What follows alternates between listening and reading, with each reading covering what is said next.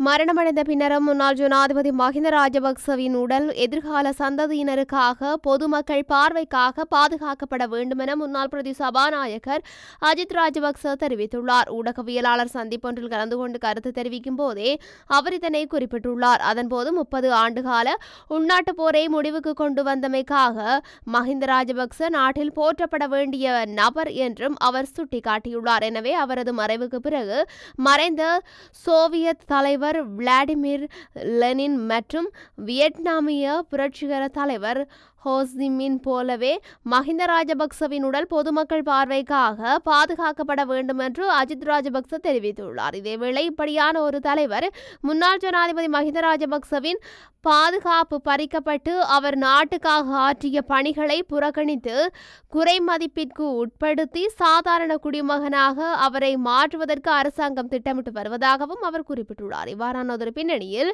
முன்னாள் ஜனாதிபதி மஹிந்தவின் பாதுகாப்பை உறுதி செய்வது அரசாங்கத்தின் பொறுப்பு என்று முன்னாள் பிரதி சபாநாயகர் அஜித் ராஜபக்ச மேலும் தெரிவித்துள்ளார்.